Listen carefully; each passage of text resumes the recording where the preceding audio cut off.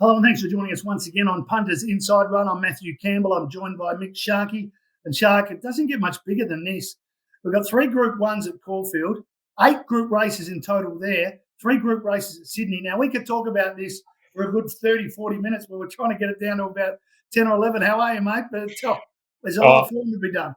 I'm great, Matty. Yeah, absolutely. I reckon Blue Diamond Stakes Day would just about be my second favourite race day on the Victorian calendar next to Melbourne Cup. I love Melbourne Cup Day.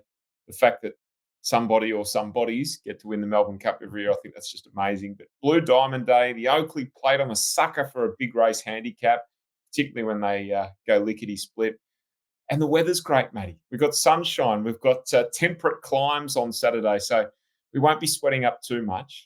Hopefully, we've just got big, hot, fat pockets full of cash just spontaneously combusting. They're so tightly wound, those wads. Temperate climes, is that sort of slang for cause he lives weather-wise? Anyway, we've got to move on. We've got races to cover. We can't talk vernacular. We've got to talk first up the Blue Diamond. Form lines coming from different spots, as we always know. Bodyguard, bit of a question mark today on a Thursday. Where did you land? I landed on King of Camelot. I was very impressed with what I saw, running excessively good time in the Widden and drawn well to get out in front and try and repeat the performance. Yeah, she's going to be really, really hard to catch. Probably one of the best of those up on speed, and Waterhouse Bot team is flying with their juveniles this year. Yes.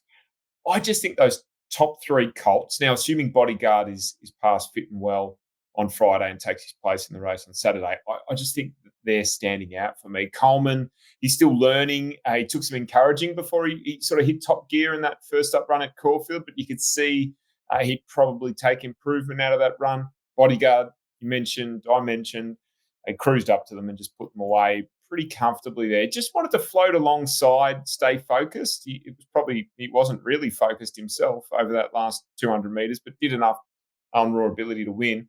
And then High Octane had the same race. Just didn't get a crack at them at all, did he, from the 400? And basically untested to the line. He was good before that, although had the wanders up that last little bit. I've said all along, I reckon the 2 colts that look the most professional 2-year-olds to me for the season have been Stormboy, obviously, and Bodyguard. So if Bodyguard takes his place, I've got to be with him. But I'll be backing High Octane as well. Conceding Coleman's a great chance. There's probably 4 or 5 that are genuine winning chances in this race. I reckon the best roughie is a filly called Hayasugi, Matty. She's done nothing wrong this time around. Nothing wrong. Yep. And she's sitting there near $20. If you like playing something out wide, she might be the one. I agree. I think best roughie, and whatever happens with Coleman, there's a real talent going forward. It'll be interesting to watch for Matt Lowry's horse there. You talked about the Oakley Plate. You like to fill up on this sort of sprint race. Often we see things at big odds. We've got a 3-year-old down the bottom called King's Gambit, who gets pitched in with 50 kilos, and Jamie Carr gets the ride. Done nothing wrong in his 6 starts. He's a talented young colt, but has to take on some more experienced horses. Yeah, he does. We've seen some pretty good 3-year-olds win this race. So you think of Russian Revolutions and the like. Is he in that same sort of mould? Maybe. He's been consistent without being a real winning machine, hasn't he? I think a lot was expected of him from his first up win as a 2-year-old. He was beaten on a few occasions as short favourite, and he went out a winner before a spell. He's obviously an immense talent, but just that bit kooky, still a bit like us, Matty. Just that, can get a bit wayward at times. So he's a worthy favourite, but is he over the line? I'm not sure. I'm looking through this field. There's loads of speed, as you'd expect, right?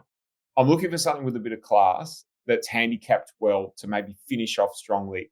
And I reckon I found one in number 3, Skew If. A couple of really good jump outs. Trials, have it ready for this. Got room. I think it just needs a little bit of room to move Matty over that last 400, and she'll be hitting the line like an absolute steam train. Craig Williams rides. Wouldn't it be interesting after last week when he was much maligned if he bobbed up this week and won a Group 1? It tends to happen for Willow like that. It does, doesn't it? It goes from there to there very quickly and bounces back very quickly too, doesn't he? The futurity looks a foregone conclusion. Mr. Brightside to make it 5 from 5 track and distance. Look, if they couldn't beat him when he missed the start and ripped along in front and really had him off the bit and chasing first up, if they couldn't beat him in that scenario, I don't know how they're going to beat him this time around. Similar sort of speed map. Buffalo River probably leads. Hey Fat Cat backing up for the 3rd week in a row. He'll be right there handy. Pericles will hold a spot from an inside gate. he'll be stalking with Mr. Brightside to his outside. I think he just rolls over the top of them again, doesn't he? He just loves this venue, loves the distance. It's a fun thing to watch at the moment, this Mr. Brightside show, and let's hope we've got front row seats to another win. Yeah, he's even better second up than he is first up, so he should win again. 5 other group races outside the Group 1s. We've got the Peter Young Stakes where Campbell comes across from New Zealand to take on Gold Trip. We've got the Armanasco Stakes. The Autumn Classic is an interesting race with a couple of lightly raced stars, and the Sedative Stakes. And the Mannerism, what did you like out of the other group races? Race 6 in the Peter Young. Look, Gold Trip, it's great to see him back at the races. Campionessa is a talent. I think Foxy Cleopatra is an each-way bet all day long. Yeah, blinkers going on the first time. Blake Shin sticks, inside gate. I reckon they'll be positive from that gate with the blinkers on. Each way all day for me, Foxy Cleopatra. I think she's a terrific bet. I'm going to have a look at race 4, the Sedative Stakes. I want to have a look at Wolfie. Wolfie. I think he's a horse with better than average talent. He's trialled and jumped out well. Maybe it just came a bit quickly for him in the spring. I'm expecting him to run a really, really good race this time around, first up. And the Autumn Classic, another one I like here, United Kingdom, number 8, Matty. Yes. That was a big, big, big win from this horse at Geelong on debut, and I think he'll be going and winning again. Yeah, the United Kingdom, and then had a jump out where went up to the front to lead. So a bit of, I guess, education there. And Damien Lane taking the reins can't be ignored. So I'll be on that. And I'll be on that. Legacies is my best value bet in the Sedative. I think this horse has got some real talent, and I'll be expecting a pretty good run after, last time she was first up, she ran second to V8 in the McNeil. So that's pretty good form over the 1200. We know V8 went on to be not far behind Mr. Brightside. What's your best then at the venue? Well, I think my best, apart from the absolute stinking obvious in Mr. Brightside, which really it really should just go and win. I'm really keen each way, Foxy Cleopatra. I think she'll give you a great run for your money in that Peter Young. And, United Kingdom, something about this horse, something about that first up win, Matty, at Geelong. They're two I'm really keen on, away from the obvious one, Mr. Brightside. With 3 group races in Sydney, as I mentioned, you got the Hobartville, you got the Millie Fox, you got the Silver Slipper. I kept looking away from Tom Kitten in the Hobartville, but just kept coming back to him as the best horse in the race and gets a nice draw. Nash Ruler back on. I think he can beat NCAP, which is the main rival. But what did you think of the group races in Sydney? Yeah, the Hobartville, look, it's a tricky sort of race. They gelded Ducasse. Ducasse was a horse that I really liked during the Spring Carnival. He returned to gelding. He went to Warwick Farm and he won really, really well and looked fluent and focused through the line. Tommy Berry sticks with him, an inside gate. Now, I'm sticking with Ducasse. I reckon he can run a really good race. And again, you're getting each way odds about him in the Hobartville, so we'll play him. The Millie Fox is a good one, isn't it? Lady Laguna's the inform horse. You've got Renaissance Woman returning, Madame Pomeroy, these sort of horses. I think Zugotcha might be a good play. 1,300. Yeah, I'm on Zugotcha. It's a great distance for it, isn't it, Matty? And that inside gate as well. She's got some class about her. I think the race just sets up really, really nicely for Zugotcha. And Faulkner Park is back in race 6. It might be a bit short for him, but expect this horse to have a really good preparation this time around. Just keeping a close eye on what Faulkner Park does in race 6. It's a 1,400-metre benchmark 100. But if he's steaming up and hitting the line, he's one we can put a big circle around, Matty, for races over 1,600 and 2,000 metres, second and third up.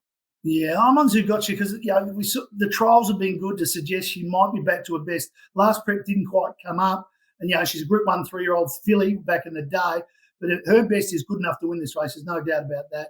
And price-wise, just Lady Laguna looked a bit short, and I'd rather take the $5 for Zugotcha. And my best in Sydney, got to wait till the end.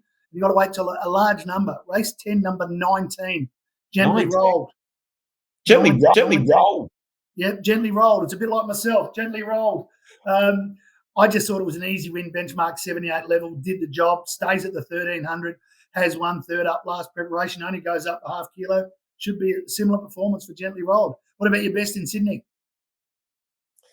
I think the best, as far as the best goes, I'm going to play Ducasse each way again. I reckon he's a great each way play, Matty. I love that first up win. And when they return to gelding, we've spoken about it time and time before, when they return a gelding and they go bang and put it all together, they often go right on with it. Maybe he catches a couple of the classier horses napping first up. All right, mate, we're out of time. Anything else we should be backing? Just back a good time, Matty. With this sort of weather, I've got the party shirt on. I'm ready for Caulfield. And now I've got Gently Rolled in my hands. I don't know what I'm going to do about that. But, I'll be thinking how we can make those dreams come true as well.